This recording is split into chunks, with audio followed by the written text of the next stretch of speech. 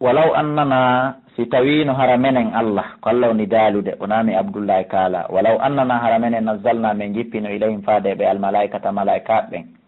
kono waajoɓe wa kallamahum immi yewtidi e maɓɓe almawta mayɓe ɓen ka kaburuji immi waajiɓe wa hasharna min muuɓi min ɓanni min addi alayhim yeeso maɓɓe kulla shay'in kala piiji ɗin ila e ñuuƴi ɗin ha e liƴƴi ɗin ha e kulaji ɗin ɓubulan juuɗi fewtodiri e maɓɓe waajiɓe Allah daali ma kanuɓe wonali li yuminu hiɓe gomɗina ko andingol ne laaɗo ala preuve addeteɗo ɓe gomɗina illa an yasha allahu si wona si Allah yiɗi walakinna koni aktarahum ko ɓuuri heewde e maɓɓe jahaluna ko ɓe majjuɓe wa kadalika ko wono ni ya Muhammad jaalna min waɗirani li kulli nabiyin kala annabaji aduwan ayɓe shayatina al insi seytanuji ka yimɓe wal jinni e ka jinnaji annabi nuhu min waɗanimo gaño ka yimɓe numurudu min waɗanimo iblisa min waɗani annabi Musa alayhi salatu wassalam gaño ka yimɓe ɓen Harun Qarun Haman ko wano noon an kadi Muhammadu min waɗanma Aba Jahal min waɗanma Walidu bunil Mughira Utbatu bun Rabia e ko nanditata e ɓe Aba Lahab e ko nanditata e ko nanditata e ɓe ko wano noon an kadi ahlu sunna al jamaa ronuɗo ɓe annabaɓe tawi hino ñemtina Qur'an e sunna hino gollitira ɗiɗiɗi hino yamira ɗiɗiɗi an kadi ko noon min waɗiranma ayɓe ka leydi ma ka quartier ma feere wo ala ɗum ko sunna noon ko laawol Allah noon sunnatallahi walan tajida li sunnatillahi tabdila ko laawol Allah noon sa sikki awa haray an Allah añe woni asi ko noon awa haray ɓe Allah añuno ɓurmaɓe ma feƴƴi ɗum woni nela ɓen aw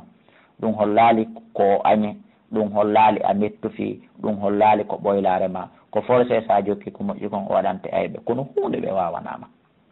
kamɓe noon ayɓe ma ɓe yuhi hino wahayna baadum welkamaɓe ila baadum fadere bi mana cheytanuji yimɓe ɓe jinnaji ɗin ɓe waɗanaɓa artirare hakkudeji maɓɓe zuhur fal qawl ka cuɗugol konngol bongol ngol cuɗagol hangol laaɓe woruran kawɗo walaw sha rabbuka si joom ma no yiɗno ma faaluɓe huwatano mo faalano kaɓe waɗayno reni yo fi fejugol fima fi janfagol ma ko ɗon o halkaynoɓe kono o waɗata ɗum ko finoɓe halkora ko fino daɗiɗa hunde ɓe wawanama ta hulɓe hulu tun an Allah fadarhum terto ɓe wama yaftaruna ko ɓen fende ko hunde ɓe wawanama wali tasqa e fiyo jen to heɗito ilay faade naɓa artirane ɗe ɓe jokkinden afidatu lladina ɓerɗe ɓen la yuminuna taw ɓe gomɗina bil akhirati lahara on wali yardahu fiyo ɓe weltor konnguɗi ɓen ɗon ɗin ɓe acca konnguɗi ma ɗin ɓe acca qur'an on e sunna on wali yoɓe tarifu e fiyo ɓe faggito mahum konko ɓe woni moɓɓo tarifuna hiɓe faggito fiyo ɓe fen ko ɓe woni fende ko andi si tawi woni bewɓe waɗaka haray alano faalaɓe majjude ɓen majjira si tawi woni yimoɓe waɗaka haray alano amo ɓen amina ko ɗum waɗi si Allah subahana taala organise ɗin piiji fo fi ɓe wawi ɓen no bewira ɓe ukko afa gayra llahi ko hina Allah abtaki woni komi ɗaɓɓata kaman ñawowo min mi feƴƴi ɗum mi watta ɗum o walladi kanko Allah woni anzala jippinɗo ilaykum faade moɗo am kitaba deftere nde mufassalan kone fen sutude kala hunde walladina ɓeɗo ataynahumul kitaba ɓemin okki defte ɗen yalamuna ɓe andi annahuno qur'anu munazzalum kode jippinde min rabbika e morde ka jomma bil haqqi saabi gonga wona de fihi ɓe yeddinde kono ɓe andi ɗum fala takunanna wa taala to minal mumtarina jeeyaɗo e sikkitiɗo qur'an o tammata timmino neeɓi kalimatu rabbika konngudi joyi ma ɗin siɗi gan ka goonga wonde o goongay wa adalna e ka nunɗal wonde o nunɗa e oñotako naafi ɓay o mara huleteɗo laamu baddila ala watti towle kalimatihi konngudi makko ɗin o wassamir kanko nano al alimu annuɗo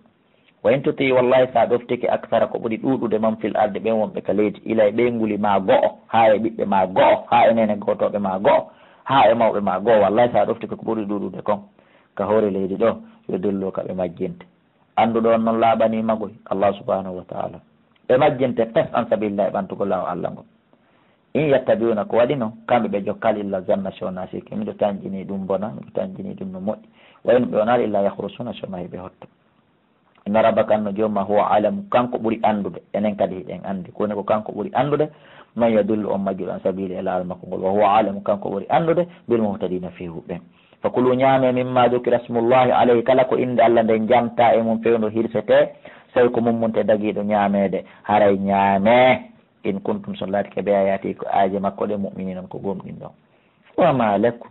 kolon ɗum haɗata Allah ta'kulu nde tawata on ñamata mimma dukira konko janta ismullahi inde Allah nde alay fewno hirsete ala ko haɗata wagad fassala lakum gomɗi o fensi tanino on ɓawoto kama ida ma harrama aleykum konko harmini hoore mon illa ma durirtum sowona ko tata hay ɗum kadi ko tata on lurritike ha ilayhi on yehi faade muɗum on ñaami haray hay ɗum himo yaafi wa inna katiran ande ko ɓuri ɗuɗude yimɓe ɓella yo delluna hiɓe majjira bi a hawa en saabu jokkugol ko welataɓe kon a faale liɓay faale jokketake buy e yimɓe ɓen faale jokkugol ko welataɓe kon hino majjina bi gayri ilmin ko alda e gandal inna rabba kanno jooma wa alam kanko ɓuri andude bil mu'tadina jaggutuɓe ɓen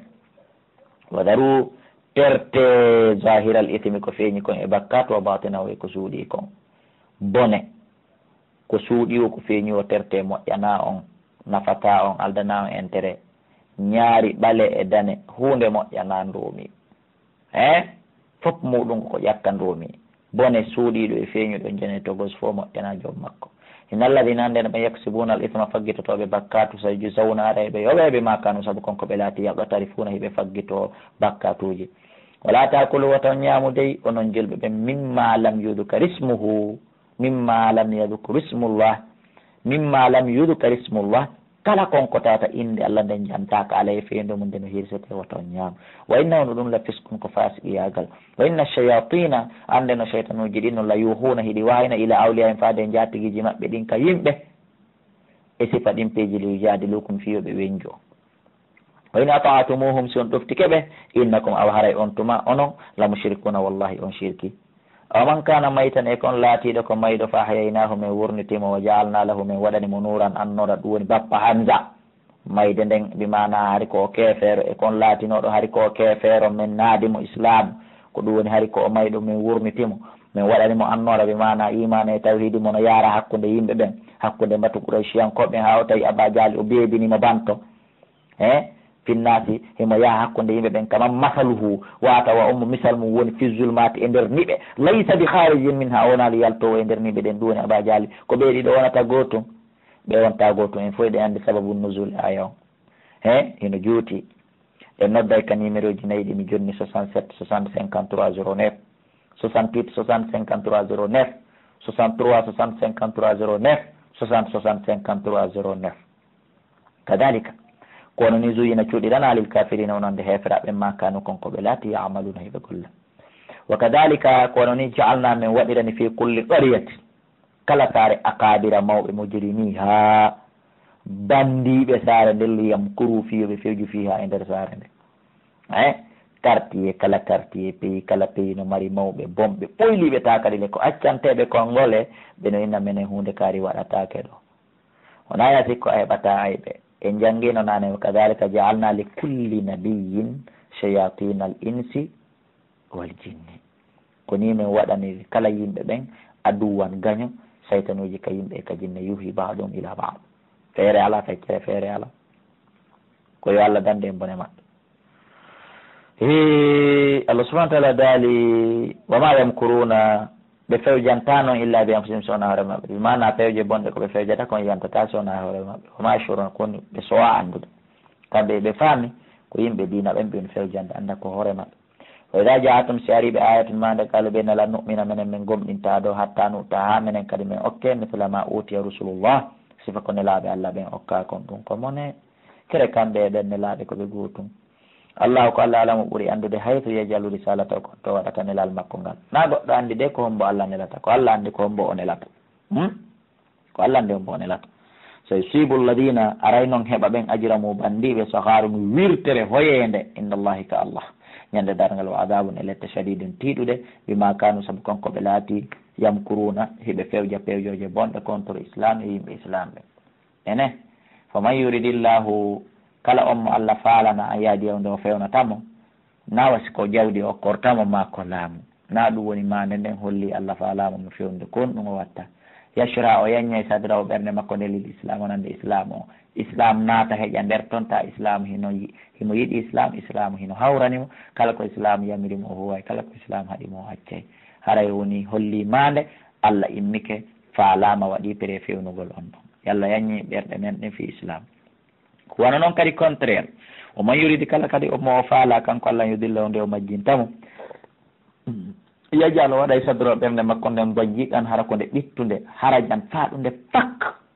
hara islam heƴata nder ɗon juulen janggen hooren ta ɗum natata e ɓernde makko nde mara place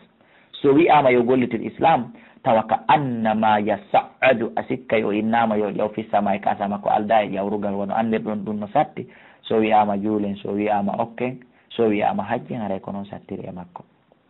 kadalika kono ni yajallahu Allah waɗiri arrijisa lette en ala alladina e dow ɓe la yuminuna taw ɓe gomɗina wa hada nde qur'anare siratu rabbika ko nde lawol joom ma ngol mustaqiman ko nde fewnde kongol fewgol kongol foccingo ha ka aljanna ngol selatagol seltata kadi fassolna gomɗimen fensiti al ayati aya gueɗen le qawmin onande ɓe yadakkaruna ɓe no wajito lamnoɗen ɓe daru salami galle ɓuttu galle kisi inde rabbim ka joomi maɓɓe wowo kanko Allah waliyumum guiɗo maɓɓe on bima kanu saabu konko ɓe laati yamaluna ɓe golla andi golle ma moƴƴe ɗen tum wata heɓde aljanna kono ko ɗen sabimbinta Allah subhanahu wa taala ɓe o nadata yiite ɓen o inna ko bima kanu yamaluna natoɓe aljanna ɓen ko bima kanu yamaluna kala ko heɓata moƴƴere wo bone o aduna o lahara ko an sabimbinta yallah waɗen sabimbinoɓe fiyo Allah hokkore e moƴƴi ɗin aduna e lahara wa yawma yahshuruhum ñande e moɓoyɓe jami'an ɓe dendagal o inna noon ya ma'ashara al jinni kono e dental jinnaji he qad istakfartum gomɗi on ɗuɗɗinori minal insi immorde ka yimɓe de ɓe mana on majjini yimɓe boyi ko fi hon ɗum naadi on e ɗum wa qala awliya'uhum jaatigiɓe majji on wi'a minal insi immorde ka yimɓe ɓe mana ɓe jabanuɗi ka defande golɗe ɓe he Allah naaɗi majjini men nani rabbana joomi amin istampa'ata ko woni a dakmiti istampa'a a dakmiti a wurni a yaññani baaduma yogaymemi baadin saabu yoga wa balagna min hilnike ɗum ha min timmini min yettiki ajalana e lajjere amen Allah di ɗen accaltanaɗe lajjinanɗamen min hajjoyali min juulali min hoorali min accali beere zina ko ɗum woni ko trompi men qala Allah dala ko onon tigi irriti ka annaru mafwakum ko yitege woni werde mon khalidina fiha ko luttoɓe nder magge illa masha Allah sona on mo Allah yiɗi kon mo Allah yiɗi kon tawno ɗo tubuno simayi ma kon mo tawata golle mum o wi'i kalimatu shahada la ilaha illallahu tawi hino ka ɓernde o gollitirno seeɗa ko woni mo Allah yiɗi yo ƴew inna rabbaka annene jomma hakimun ko ñeñuɗo alimun ko anduɗo wa kadalika kono ni mi walli min weldindirta ba'da zalimina yoga toñoɓe mbaɗan yoga bima kanu